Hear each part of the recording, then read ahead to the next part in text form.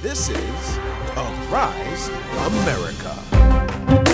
Now, in 1990, an organisation was set up to support African interests in the United States. The Constituency for Africa, or CFA as it's also known, was founded by a group of Africanists, citizens and African-focused organisations to improve awareness of the continent. Since its launch, the CFA is now a pillar of support as well as educates the US public about Africa as well as US policy on Africa. The CFA embraces cooperation with a coalition of America, Africa and international organisations and individuals to oversee the progress and empowerment of Africa and its people. Well, to tell us more about the CFA, we are joined by the organisation's President Melvin Foote. Good evening, Melvin. Thank you very much indeed for joining us. Can you just tell us a bit more about the CFA and its main role in society? Well, first of all, it's great to be here. Always good to be connected to Arise TV. You're the best. You're the best out there. CFA was founded, the Constituency for Africa, or CFA we call it, was founded in 1990 as a project of the Relief and Development Agency, AfriCare. Now, I started it. I spent a lot of my early career in the U.S. Peace Corps in Ethiopia and Eritrea, and then I went to Somalia with AfriCare as a country director. I was brought back to Washington in 1984 to support Africa's effort to educate Americans about Africa. And so part of my strategy, this was during the time of the Ethiopia famine, so part of my strategy was to link up all of the organizations, especially the African-American organizations and African organizations here in the U.S. I wanted to link them up at least in terms of information sharing, networking, cooperation. So I formed a network called the Constituency for Africa. And the Constituency for Africa was set up with each of the partnering organizations. We had a seat on the steering committee, if you will, because I wanted them to work together. All of these organizations, very powerful organizations, were here, but none of them were working together. So you had Trans-Africa, you had Washington Office on Africa, you had AfriCare, Africa Action, National Council of Negro Women, and on and on and on. And none of them worked together. They were almost like tribes. And so I sought to link them all together through an information education network called the Constituency for Africa. Well, in 1990, we got our start. And in 1994, we became an independent organization with the mission to educate Americans about Africa, improve cooperation and coordination between the various organizations that work on African issues, and to help shape United States policies toward Africa. And that's very important. I didn't really want it to be an independent organization. I was happy to be a significant partner within AfriCare, but politics being what they are, CFA had to launch on its own. So it's a small organization, always has been small, totally underfunded, totally overwhelmed by the significance of the mission, but we nevertheless carry on. We've had a lot of impact on U.S. policy toward Africa. There's several major policy initiatives that CFA directly sponsored, including the Africa Growth and Opportunity Act, which was signed into law by Bill Clinton, including PEPFAR, the HIV/AIDS legislation, which was signed into law by George W. Bush, $15 billion, and during the Bush administration. We also, I wrote the concept for the Young African Leaders Initiative, YALE, which was the flagship program of the Obama administration. And so, I'm very happy about that, but I gave him the concept with the idea being Americans are, we don't have a sense of what's going on. The young people don't have a sense of what's happening. So I told the Obama administration, they came to me and said, what should we do? I said, don't spend your time on Mugabe and Biya and Bashir and all of these old guys. Spend your time with the young people who are in Africa and empower them. And they love the idea. And so I think that the YALE program has been one of the most significant efforts from the U.S. Government. We also got the Clinton White House to fly a bunch of us to Rwanda during the genocide, after the genocide in Rwanda. So we went on a fact-finding mission. So I also was able to, get the White House to charter a plane for us, Air Force Two, and fly a bunch of us in to have a look at Rwanda and see how best we can respond. So CFA is a small organization, but has had a big footprint and has done a great deal of work in shaping the U.S. policies as it relates to Africa.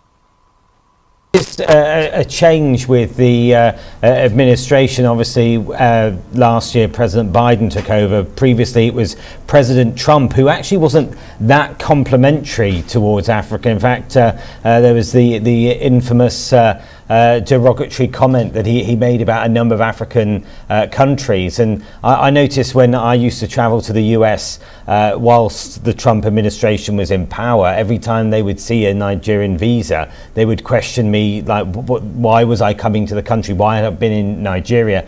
And then when I've been traveling since the Biden administration, no problems at all. And obviously here in Nigeria, we've seen Secretary of State Blinken already come here and wants a lot of more cooperation with Nigeria as well as the rest of the continent. Does it seem that the Biden administration is more keen and there's more business and commerce opportunities and appetite working with African companies? Well, I would say now, the Constituency for Africa, we're nonpartisan. The Trump administration approached me early on, and they said, we know what you did for Obama. We know what you did for Clinton. We know what you did for Bush. What do you think should be the big ideal for the Trump administration on Africa? So I thought about it, wrote a concept, and I proposed to them that they organize all of the American technology companies. President Trump would take them to Africa. The bumper sticker would have been Trump would have been Tech Africa, and I felt that would relate to the young people. Well, they didn't accept that. In fact, the first lady ended up going to Africa, put on a safari hat, and with a total dismal situation there, and nothing else good really came out of the Trump administration as it relate to Africa. Now, the Biden administration, I was approached early on.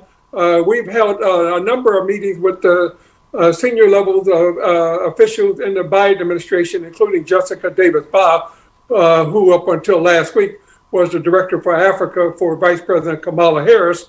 We met with Molly Fee, who is Assistant Secretary for Africa. We met with Dana Banks, who is Senior Director for Africa in the National Security Council and Special Advisor to President Biden. And a number of others. We're having regular talks with them. We're going to be meeting with the Ways and Means Committee early June to give them some advice on where we go with AGOA after 25 years, which should be the next phase of AGOA. So I will say that the Biden administration, we have full access to this administration.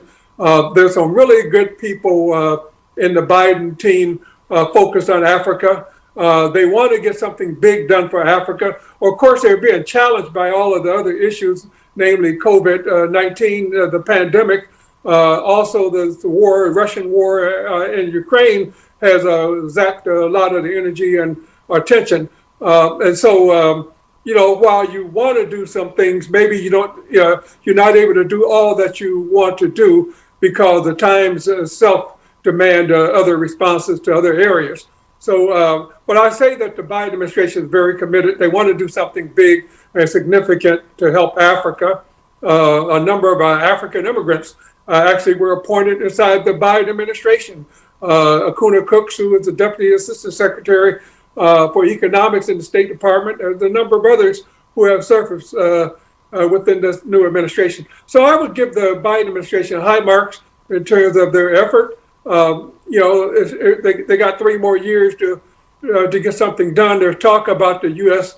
Africa Summit. I was involved in a call a couple weeks ago, and they're thinking about it. They want it to happen. So I'm quite pleased right now with the direction of the Biden administration as it relates to Africa. When I've ever gone to the US and done talks with a number of organisations, when I say that I work in Africa, they're fascinated, and they say, we know a lot about Europe, we know a lot about Asia, we don't know that much about Africa. What sort of subjects or areas of expertise do you find most people are interested when they want to find out about how more the US can cooperate with Africa? America, by and large, is uneducated, undereducated, or miseducated about Africa. And I think that the miseducation is probably worse than not being educated at all. If you ask the average American in the hinterland and go to Wisconsin or go to Kansas or go to Nebraska and ask them anything about Africa, how many countries in Africa? 1,000, 500, there's no sense of what Africa has to offer at all. And so, the missing link is education and empowerment. When there is a lot of interest in Africa, there's a lot of people who in this country who do know Africa. All of the former Peace Corps volunteers like myself, my daughter followed my suit. She went to the Peace Corps. There's a lot of people here who really do care about Africa and know a lot about it. But the masses of the people simply don't know. Now, the issues, they range from everything from certainly trade is always on everybody's lips. But Americans really don't even understand the trade paradigm. What does Africa have to offer? At the same time, we're using coltan that's been mined in the Congo. We're using oil that has been brought up from Africa. We're using food crops that generated from Africa. We're using all kinds. If you look at any hospital or health clinic in this country, go to Stanford, go to Harvard, go to the best medical schools, medical centers in the country, you'll find a Nigerian sitting up at the top or a Cameroonian sitting there. Go figure. You go to any nursing home, you'll find Nigerians and Senegalese and other Africans are working there. And so on the one hand, we don't understand Africa. On the other hand, Africa is involved in our life every single day. So the challenge to me is to educate the public about Africa. The mission of the Constituency for Africa is really, it needs to be expanded greatly. And the challenge has been, there are forces here that see CFA as, against their interests. A lot of people who are doing business in Africa don't want the Constituency for Africa, which is bridging the gap between African Americans and Africans. They don't want it to succeed.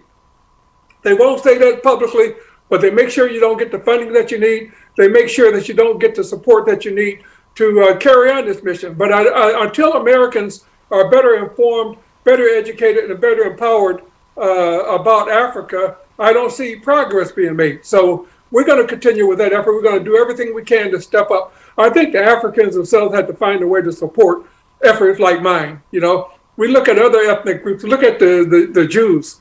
Israel support the Jewish populations here in this country and their efforts to lobby and to build support for Israel. You see the same thing with Ireland. You see the same thing with other countries. But when it comes to Africa, Africans don't understand that they got to organize and fight to get the United States to work in their interest. And that's a hard thing to sell. I talk to the ambassadors daily about it, but they can't seem to convince their leaders. They're thinking that the ones who need to support CFA are Coca-Cola and Microsoft and these American companies.